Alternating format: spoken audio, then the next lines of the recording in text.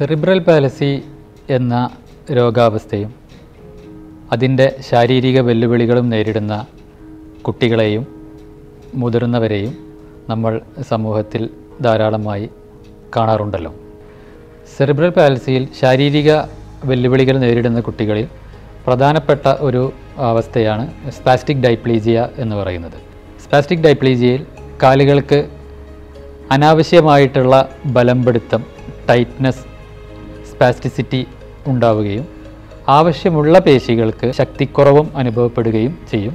ഇത്തരം കുട്ടികളിൽ കാലുകൾ പിണഞ്ഞു പോകുന്ന അവസ്ഥയുണ്ടാകും.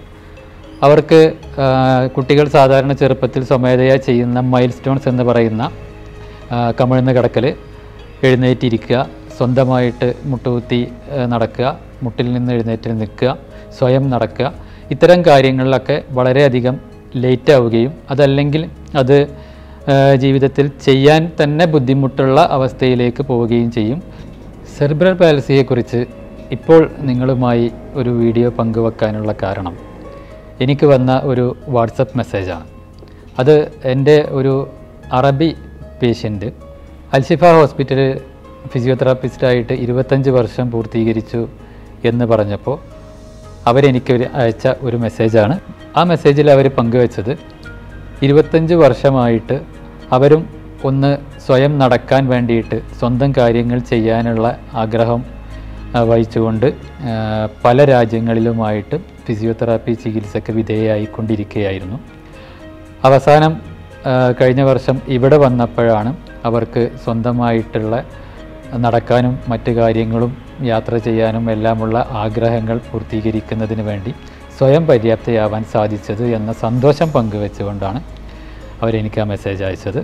ഈ പേഷ്യൻ്റ് വളരെ എഡ്യൂക്കേറ്റഡ് ആയിട്ടുള്ള, വളരെ ബ്രില്യൻ്റ് ആയിട്ടുള്ള ഒരു വെൽ ടു ഡു ഫാമിലിയിൽ നിന്നുള്ള ഒരു അറബി പെൺകുട്ടിയാണ്.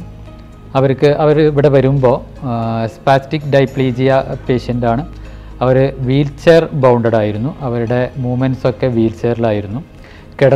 കിടന്നിടത്തുനിന്ന് ഇരിക്കാനും ഇരുന്നിടത്തുനിന്ന് എഴുന്നേറ്റ് നിൽക്കാനും സ്വന്തം കാര്യങ്ങൾ, ദൈനംദിന കാര്യങ്ങൾ ചെയ്യാനുമെല്ലാം അവർക്ക് അവരുടെ ആയയുടെ സഹായം വേണ്ടി വന്നിരുന്നു. നമ്മളവരെ ഫിസിക്കൽ എക്സാമിനേഷൻ ചെയ്തപ്പോൾ അവർ സാധാരണ ചെയ്യുന്ന സ്ട്രെങ്തനിങ്, സ്ട്രെച്ചിങ് എക്സസൈസുകളൊക്കെ കുറേ കാലമായിട്ട് പല രാജ്യങ്ങളിൽ നിന്നും, ഇവിടുന്ന് തന്നെ ഇന്ത്യയിൽ നിന്നും പല സ്ഥലത്തു നിന്നുമൊക്കെ ഇത്തരം ഫിസിയോതെറാപ്പികൾ ചെയ്തുകൊണ്ടേയിരിക്കുകയായിരുന്നു. അതിൽ നിന്നൊന്നും പ്രകടമായ വ്യത്യാസം വരാത്തത് കൊണ്ട് നമ്മൾ പുതിയ ഒരു ട്രീറ്റ്മെൻറ്റ് സ്ട്രാറ്റജി, എക്സസൈസ് പ്രോഗ്രാം അവർക്കായിട്ട് സ്പെഷ്യലായിട്ട് ഡിസൈൻ ചെയ്തു. അതിൽ നമ്മൾ മെയിനായിട്ട് ഫോക്കസ് ചെയ്തത് നട്ടെല്ലിനെ സ്റ്റെബിലൈസ് ചെയ്യാനുള്ള പേശികളെ ശക്തിപ്പെടുത്താനും അതുപോലെ അവരുടെ ഹിപ്പ് ഏരിയ, അരക്കെട്ടിൻ്റെ മസിൽസിനെ ശക്തിപ്പെടുത്താനുമുള്ള ഫങ്ഷണൽ എക്സസൈസുകൾ, ഫങ്ഷണൽ സ്റ്റെബിലിറ്റി നൽകുന്ന തരത്തിലുള്ള എക്സസൈസുകളിൽ ഫോക്കസ് ചെയ്തുകൊണ്ട് അത്തരം ഫങ്ഷണൽ മൂവ്മെൻറ്റ്സ് കൂടുതലായിട്ട് ചെയ്തുകൊണ്ട് അവരുടെ ഓരോ കാര്യങ്ങളും ചെയ്യാനുള്ള പ്രാപ്തിയിലേക്ക് എത്തിക്കുകയാണ് ചെയ്തത്. അങ്ങനെ ചെയ്തപ്പോൾ സ്വയം എഴുന്നേറ്റിരിക്കാനും സ്വയം എഴുന്നേറ്റ് നിൽക്കാനും 2 വടികളുടെ സഹായത്തോടു കൂടി അവർക്ക് സ്വയം നടക്കാനും ഉള്ള രീതിയിൽ ഒരു 6 മാസത്തിനുള്ളിൽ തന്നെ നമുക്ക് ഈ അച്ചീവ്മെൻറ്റ്സ് എല്ലാം നേടാൻ കഴിഞ്ഞു. ഇങ്ങനെ എല്ലാ കാര്യങ്ങൾക്കും, ദൈനംദിന കാര്യങ്ങൾ ചെയ്യാനും എല്ലാം ആയയുടെയോ മറ്റ് സഹായങ്ങളൊന്നും ഇല്ലാതെ അവർ സ്വയം പര്യാപ്തയായതിൻ്റെ സന്തോഷമാണ് അവർ ഞാനുമായിട്ട് പങ്കുവെച്ചത്. എനിക്ക് ആ മെസ്സേജ് അയക്കുമ്പോൾ അവർ ദുബായ് മാളിൽ ജീവിതത്തിൽ ആദ്യമായിട്ട് 25ാമത്തെ വയസ്സിൽ ദുബായ് മാളിൽ മുഴുവൻ നടന്നുകൊണ്ട് കണ്ടു എന്നുള്ളത് കാര്യം പങ്കുവെക്കുകയുണ്ടായി. അതുപോലെ തന്നെ അവർ ബീച്ചിൽ 2 വടിയുടെ സഹായത്തോടു കൂടി പരസഹായമില്ലാതെ തന്നെ നടക്കാൻ പറ്റി. അത് നമുക്കൊക്കെ വളരെ പരിചയമുള്ളൊരു അനുഭവമാണെങ്കിലും അവരെ സംബന്ധിച്ചിടത്തോളം അത് ജീവിതത്തിൽ ആദ്യമായിട്ട് ബീച്ചിൽ ഒരുപാട് കാലത്തെ 25 വയസ്സ് വരെയുള്ള ആഗ്രഹത്തിൻ്റെ പൂർത്തീകരണം എന്നുള്ള നിലക്ക് ജീവിതത്തിൽ ആദ്യമായിട്ട് അവർ ബീച്ചിൽ ഒറ്റയ്ക്ക് നടന്നു എന്നൊക്കെയുള്ള സന്തോഷം നമ്മളുമായി പങ്കുവെച്ചു. എൻ്റെ 25 വർഷത്തെ പ്രൊഫഷണൽ ലൈഫിൽ ഇത്രയും സന്തോഷം, സംതൃപ്തി, നമുക്കൊരു ജോബ് സാറ്റിസ്ഫാക്ഷൻ തന്ന ഒരു അനുഭവമായിരുന്നു അത്.